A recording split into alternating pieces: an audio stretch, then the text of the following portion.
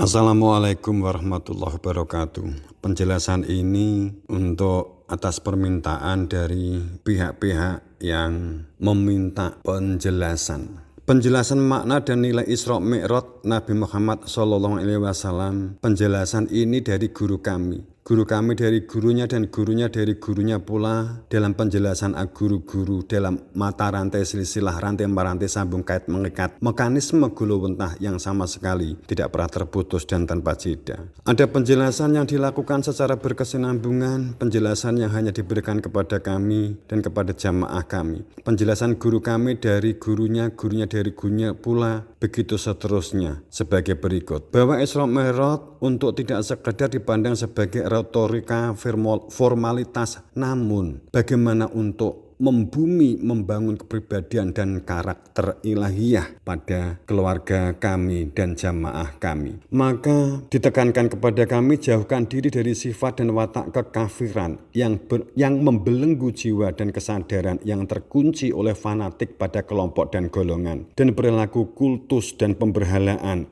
dan berbangga-bangga, merasa lebih baik dari siapapun yang menjadikan seseorang jumut, fanatik, kultus, kemudian menjadi kaku, beku, keras kepala, benar menurut akal pikirannya sendiri, menurut nafsunya sendiri. Kemudian bercokol penyakit iri, dengki, dendam, dan melecehkan, merendahkan, bahkan apalagi menyesatkan orang lain atau golongan lain. Hati dan pikirannya penuh dengan penyakit dan kenajisan. Inilah yang ditekankan guru kami kepada kami untuk selalu hati-hati dan waspada. Karena sesungguhnya inilah kekafiran dalam diri yang tersebut di dalam Al-Quran. Bisu, tuli, buta, dan tidak mendengar itu. Mereka inilah orang-orang yang berada di dalam kubur itu. Orang yang syukur akan terbuka hatinya, lapang dada, nyegoro bagai lautan tanpa batas. Tidak akan merubah air laut menjadi najis walau dimasuki bangkai. Tetap suci mensucikan walau tidak merubah bangkainya menjadi halal. Bukaan kedua, bersolawat kepada Nabi Muhammad SAW sadar atas dawuh Allah bahwa Allah dan malaikatnya bersolawat kepada Nabi atau utusannya.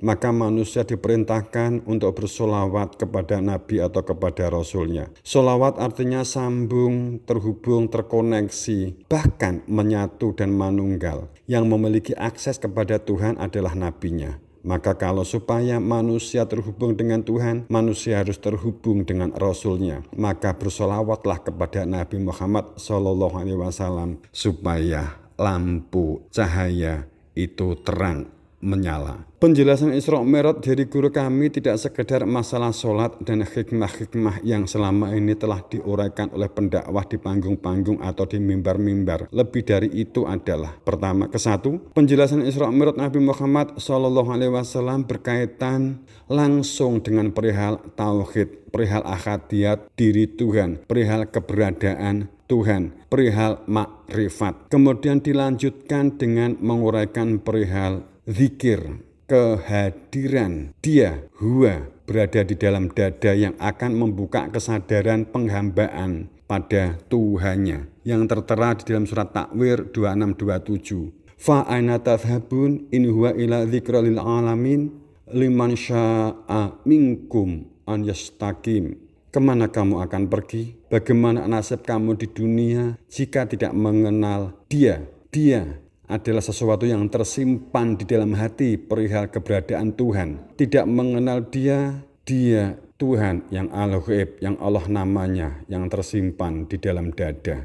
Sungguh bahwa Huwa adalah zikirnya orang-orang yang hidup di dalam semesta, di jagat raya, yang diperuntukkan bagi mereka yang dikehendaki oleh Allah, karena orang ini sadar dalam fikirnya dan syukur serta sholawat dalam perilakunya, sabar dan berjihadu nafsi, yakni memerangi nafsu egonya sendiri untuk berada di dalam jalan sirotol mustaqimnya. Kemudian dalam Al-Ankabut 49 tersebutkan bahwa sungguh dengan sebenar-benarnya bahwa Huwa atau Dia yang tersimpan di dalam dada, yang diilmukan bagi mereka yang meminta ilmu, adalah ayat yang nyata di dalam dadanya hamba yang telah ditanamkan ilmu al-ghaibnya, ilmu perihal kehadiran Dia, sehingga hidup berada di dalam visi, kemudian memiliki misi dan menjadi jelas dan konkret untuk apa manusia hidup, dan kepastian kemana tujuan hidup yang di dunia dibatasi oleh umur ini. Kedua, penjelasan perihal makna masjid yang tertulis di dalam Al-Quran. Secara makro adalah masjid dalam pengertian alam semesta, dan secara mikro adalah dalam diri sendiri. Bukan sekedar masjid dalam pengertian buatan tangan-tangan manusia yang disepakati oleh manusia dan diperspektifkan oleh akal manusia menurut pendapatnya manusia sendiri. Masjidil Haram adalah diharamkannya di dalam dada seorang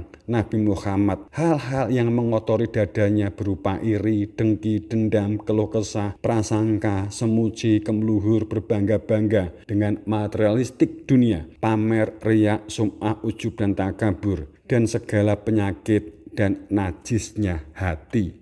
Masjidil Aqsa adalah akal pikiran yang tunduk dan patuh dalam membangun kesadaran Baitul Ma'mur. Akal pikiran yang terkendali, akal pikiran yang tidak liar oleh angan-angan material dunia, akal pikiran yang tidak dikendalikan oleh ego dan nafsu keakuan serta pemberhalaan. Akal pikiran yang membangun kesadaran puncak penghambaan sebagai wujud dari puncak kesadaran hamba. Karena logikanya adalah tentu berbeda antara masjid yang dibangun manusia hasil kesepakatan manusia dengan yang dimaksud masjid di dalam Al-Quran oleh Tuhan, oleh firman Tuhan. Ada kehendak Tuhan, ada deskripsi dan definisi dari Tuhan. Ketiga, penjelasan sholat yang inti dari pelaksanaan sholat adalah al-khusyuk, yakni adanya kehadiran dia di dalam rasa hati nuraninya. Berzikir, yakni adanya ingatan rasa hati atas kehadiran Tuhannya, maka mutlak mengenal keberadaan dia, zat al-ghaibullah. Sebab saat sholat kosong, maka hanya gerakan tanpa nilai dan makna. Dan ini disebut sahun, yakni orang yang lalai. Dan dikatakan celaka orang yang menjalankan sholat tapi hatinya kosong, tidak ada kehadiran Tuhan di dalam rasa hatinya. Jadi khusyuk adalah mutlak dan absolut. Keempat, dalam Isra Mi'raj Nabi Muhammad mengajarkan pembelajaran perilaku dan kepribadian mandiri, produktif, dan berdaulat berbudidaya. Jadilah pemakmur buminya, maka miliki perilaku ampunan dan perilakunya orang-orang yang kembali. Suburkan buminya, komunikatif, musyawarahan, berkepedulian, simpatik, dan empatik dalam kehidupan yang selaras dengan alam semesta. Quran Surat 61 dan Quran Surat Abasa. Maka tersebutlah satu ungkapan,